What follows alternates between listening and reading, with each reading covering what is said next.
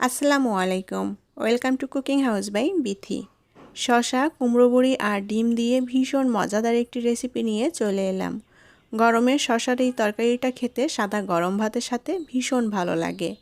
খুবই কম সময়ের মধ্যে ঝটপট করে রান্না করে নেওয়া যায়। তাহলে চলুন রেসিপিটি দেখে নেই। আমি এখানে 3টা শসা নিয়েছি আর শসাগুলো আমি কচি দেখে নিয়েছি। এটা বড় শসা দিয়েও রান্না করা যায়, তবে আমি এখানে রেগুলার সবসময় আমরা যে শসাটা খাই সেটাই নিয়েছি। আর নিয়েছি কয়েকটা কুমড়ো বড়ি। কুমড়ো বড়িগুলো খুব ভালোভাবে ধুয়ে পরিষ্কার করে নিয়েছি। আর নিয়েছি 2টা ডিম। ডিম 2টা আমি ভেঙে নিয়েছি।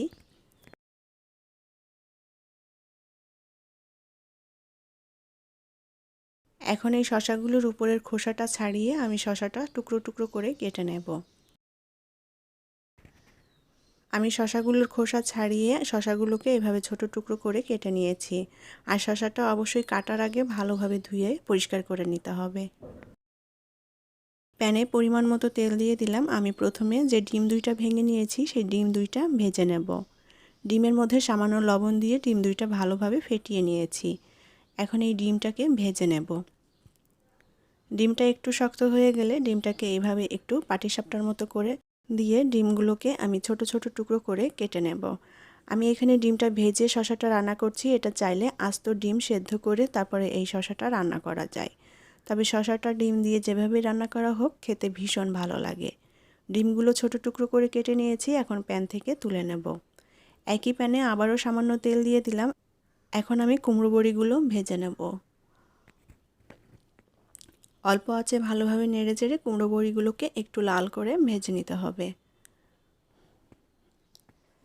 আর কুমড়ো বড়িটা এভাবে একটু ভেজে নিলে খুব সুন্দর একটা ফ্লেভার আসে, খেতে ভালো লাগবে। তবে এটা ভাজা ছাড়াও রান্না করা যায়। কুমড়ো বড়িগুলো ভাজা হয়ে গিয়েছে। এখন প্যান থেকে নামিয়ে নেব।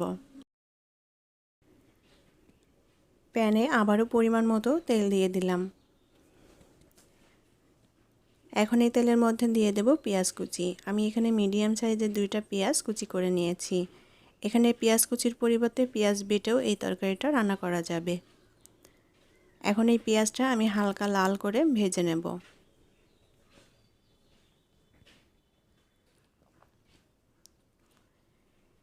পেঁয়াজটা আমি একটু লাল করে ভেজে নিয়েছি। এখন এর মধ্যে সামান্য পানি দিয়ে দেব যাতে পেঁয়াজটা পুড়ে না যায়।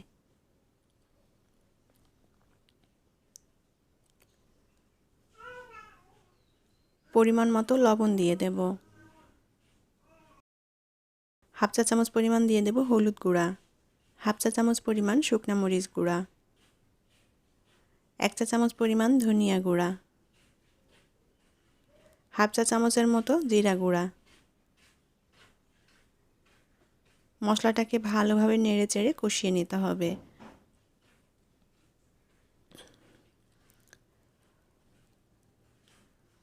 অল্প আঁচে ভালোভাবে নেড়েচেড়ে আমি মশলাটা কষিয়ে নিয়েছি। এখন এর মধ্যে কেটে রাখা শসাগুলো দিয়ে দেব।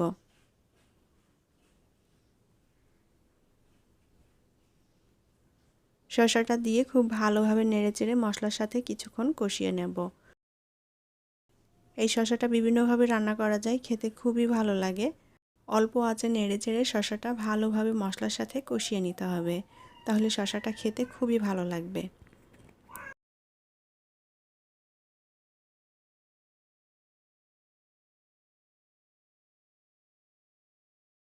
মশলার সাথে শসাটা খুব ভালোভাবে কষিয়ে নিয়েছি। এখন এর মধ্যে পরিমাণ মতো পানি দিয়ে দেব। আমি এখানে 1 কাপের মতো পানি দিয়ে দিলাম। শসাটা সেদ্ধ হতে খুব বেশি সময় লাগবে না, আর খুব বেশি পানিও লাগে না, সেই আন্দাজেই পানিটা দিয়ে দিতে হবে। শসা সেদ্ধ হওয়ার জন্য যে পানিটা দিয়েছি পানিটা প্রায় শুকিয়ে এসেছে, আর শসাটাও কিন্তু সেদ্ধ হয়ে গিয়েছে। এখন খুব ভালোভাবে নেড়েচেড়ে শসাটা আরও কিছুক্ষণ কষিয়ে নেব। এখন এর মধ্যে দিয়ে দেব ভেজে রাখা কুমড়ো বড়ি। কুমড়ো বড়ি দিয়ে আবারও খুব ভালোভাবে নেড়েচেড়ে শসার সাথে কষিয়ে নিতে হবে। কুমড়ো বড়িটা আগেই দিয়ে দিলাম কারণ শসা রান্না হতে আর খুব বেশি একটা সময় লাগবে না, শসাটা এমনিতেই সেদ্ধ হয়ে গিয়েছে। তাই কুমড়ো বড়িটা আগে না দিলে কুমড়ো বড়িটাও ভালোভাবে সেদ্ধ হবে না।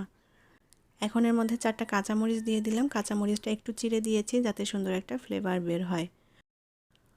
অল্প আঁচে ভালোভাবে নেড়েচেড়ে শসা আর কুমড়ো বড়ি একসাথে কষিয়ে নেব। আর তরকারিটা ভালোভাবে কষানো হলে তরকারির স্বাদটাও কিন্তু অনেক ভালো লাগে। শসা এবং কুমড়ো বড়ি একসাথে ভালোভাবে কষিয়ে নিয়েছি। এখন পরিমাণ মতো ঝোলের পানি দিয়ে দেব। শসার এই ঝোলটা আমি পাতলা রাখবো, সেই আন্দাজ মতো করেই পানিটা দিয়ে দিলাম। আমি এখানে প্রায় 1.5 কাপের মতো পানি দিয়ে দিলাম। তবে এখানে আপনারা যতটা ঝোল রাখতে পছন্দ করেন সেই অনুযায়ী পানিটা অ্যাড করে দিবেন।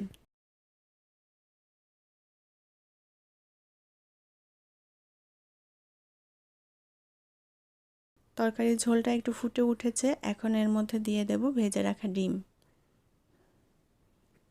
ডিমগুলো দিয়ে ভালোভাবে উল্টাপাল্টা করে নেড়ে দেব।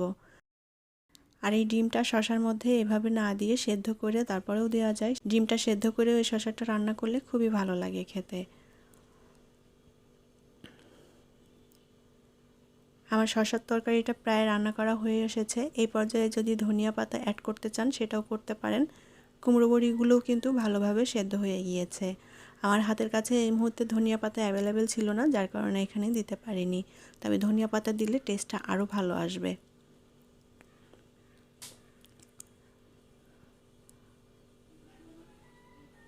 তরকারিটা নামানোর শেষ পর্যায়ে এখন এর মধ্যে দিয়ে দেব 1/2 চা চামচ পরিমাণ টালা জিরা গুঁড়া।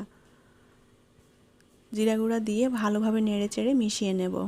আর তরকারি রান্নার শেষ পর্যায়ে এভাবে টালা জিরা গুঁড়া দিলে তরকারিতে সুন্দর একটা ফ্লেভার আসে, খেতে খুবই ভালো লাগে। আমার শসার তরকারিটা রান্না করা প্রায় হয়ে গিয়েছে। আর ঝোলটা এরকম রাখবো, আমি এর থেকে আর বেশি শুকাবো না। কুমড়ো বড়িগুলোও খুব ভালোভাবে সেদ্ধ হয়ে গিয়েছে। আর এই শসার তরকারির ঝোলটা একটু পাতলা খেতেই বেশি ভালো লাগবে। তারপরেও আপনাদের পছন্দ মতো ঝোল এখানে রাখতে পারেন। এখন শসার তরকারিটা আমি চুলা থেকে নামিয়ে নেব। শসা, কুমড়ো বড়ি আর ডিমের এই তরকারিটা সাদা গরম ভাতের সাথে খেতে ভীষণ ভালো লাগবে। গরমের সময় এইভাবে শসার তরকারিটা হলে শরীরের জন্য খুবই উপকারী আর সবাই ভীষণ পছন্দ করবে খেতে।